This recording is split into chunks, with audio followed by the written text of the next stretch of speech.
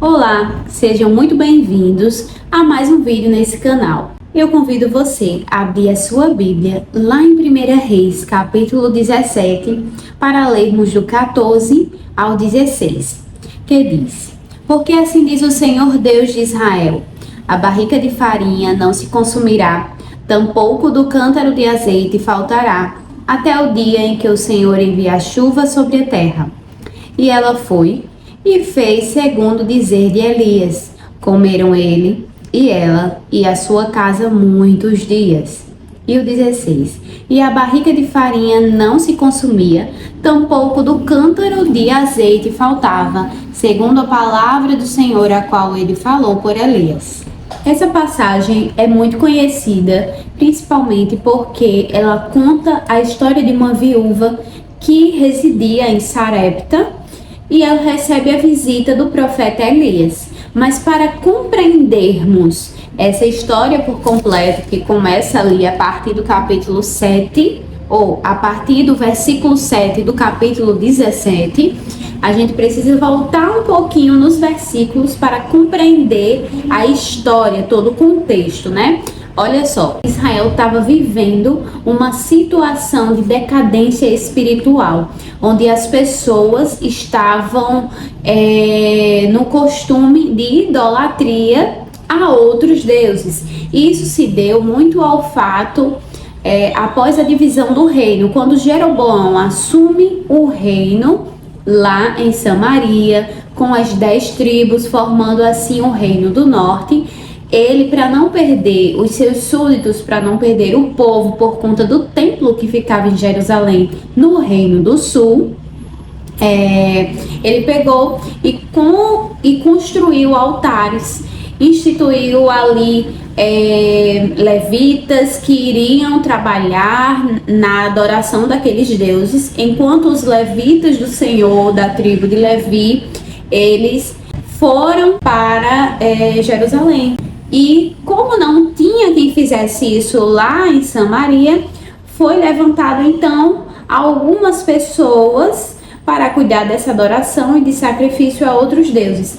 E a partir de Jeroboão, todos os reis que o sucederam foram infiéis e idólatras. E Acabe não seria diferente. Pelo contrário, ele foi pior do que todos os reis que vieram antes dele. E para completar, ainda se casou com uma das piores mulheres que tinha para se casar. Uma mulher idólatra, uma mulher assassina, uma mulher que trouxe os costumes dela de uma outra cultura. Ela era fenícia e trouxe consigo esses costumes idólatras para dentro de Israel, e também profetas de Baal, para que promovessem esse culto a Baal dentro de Israel. E isso deixou Deus com uma ira muito grande, porque as pessoas tinham abandonado a adoração exclusiva ao Senhor e agora tinham passado a adorar outros deuses, fazendo tudo que desagradava a Deus. E Deus levanta Elias nesse cenário para promover uma restauração, para que as pessoas vissem que somente Deus é poderoso e que somente Ele é digno de toda adoração. E então, lá no início do capítulo 17, Elias aparece e ele se apresenta a Acabe falando que não iria chover. Olha só como ele diz: como vive o Senhor Deus de Israel, diante do qual me ponho de pé, não haverá orvalho nem chuva nestes anos, segundo a minha palavra. A gente já observa que Elias era um homem destemido, era um homem que cumpria assim a palavra do Senhor e tinha intimidade. E como a gente consegue intimidade? Orando. Quando a gente ora, conversa com o Senhor, vamos criando intimidade. E nesse momento, Elias, ele falou, olha só, ele falou segundo a minha palavra. Não é qualquer um que iria falar dessa forma e Deus assim cumpriria. Elias não era qualquer um, era um profeta do Senhor, era a boca do Senhor. E então, quando Elias fala isso para Acabe, Deus manda que ele saia dali, vira-te para o oriente, junto ao ribeiro de Querite. E ele fica ali sendo alimentado por corvos até que o rio seca.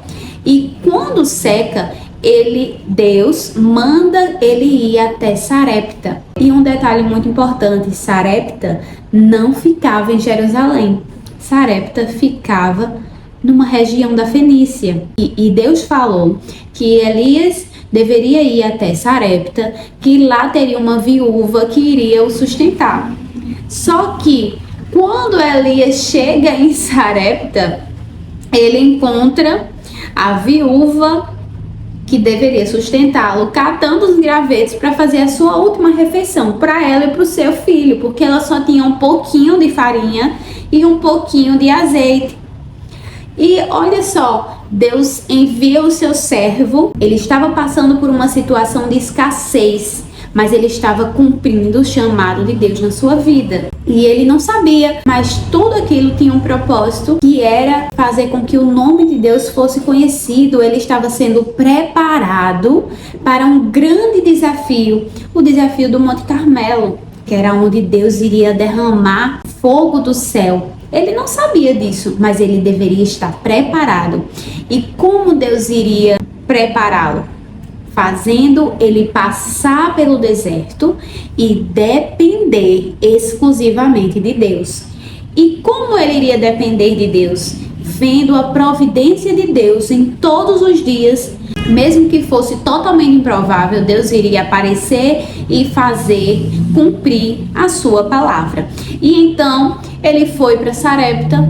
E quando a viúva relata para ele que só tinha um pouquinho de azeite, que aqueles gravetos serviriam para sua última refeição e depois ela e o seu filho esperariam a morte, Elias fala através do Senhor que não iria se acabar a farinha da panela, nem tampouco o azeite da botija, até que voltasse a chover sobre a terra. E assim aconteceu, e o milagre foi realizado. Enquanto ele esteve ali, não faltou alimento, e ela, que achava que iria morrer, continuou viva e presenciando o milagre de Deus na vida dela. Deus não faz acepção de pessoas. E ela, que não era de Israel, também viu o grande poder do Deus de Israel na vida dela, que era esquecida pela sociedade, que era uma viúva e ainda por si de uma outra região, de uma outra cultura. E Deus fez com que ela visse o seu grande poder. Mas depois disso, aconteceu uma tragédia na casa daquela viúva. O filho acabou sendo acometido por uma doença, ficou tão grave a situação dele que ele veio a falecer. E naquele momento, ela diz o seguinte: o que tenho a fazer contigo? Ó tu, homem de Deus, vieste até mim para chamar a lembrança do meu pecado e para matar o meu filho? Na verdade, Deus estava fazendo com que o seu nome fosse glorificado através de um grande milagre na vida daquela mulher. E quando ela fala isso, Elias, ele vai até o menino, ele pega o menino dos seus braços, deita o menino na sua cama e então ele ora pelo menino 3 vezes. E assim o menino volta à vida e naquela casa acontece mais um milagre. Antes da multiplicação da comida, agora da ressurreição do filho da viúva. E após essa situação, a mulher diz: agora, por isto eu sei que tu és um homem de Deus e que a palavra do Senhor na tua boca é verdade. Às vezes, a gente só consegue ver um grande milagre, só consegue ver que Deus é o grande Deus quando faz algo extraordinário. Só que Deus, ele também faz milagres pequenos. Apesar que a multiplicação da comida não é algo pequeno, só Deus pode fazer isso. Mas é a ressurreição.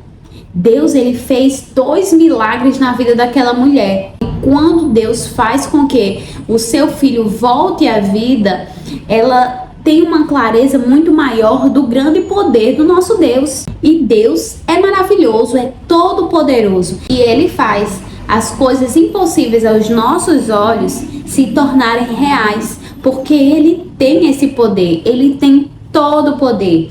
E ele coloca os seus servos no deserto para aprovar a sua fé e o aprovarem no final. O deserto não é para toda a vida. Às vezes Você está passando por um deserto de saúde, você está precisando de saúde, você está precisando de portas abertas. E às vezes o deserto, ele é improvável. E Deus, ele está te preparando para algo que você nem imagina que virá no futuro. E Elias, ele estava sendo preparado para um desafio que ele nem imaginava que iria acontecer. E Deus, ele trabalha na situação para fazer com que os seus filhos sejam abençoados no momento certo. E ele chega com a providência, independente de qual seja o problema, ele tem a solução, porque ele é o médico dos médicos, ele é o Jeová Jireh, ele provê tudo na hora certa. Espero que Deus tenha falado ao seu coração através da sua palavra. Fiquem com Deus e até mais.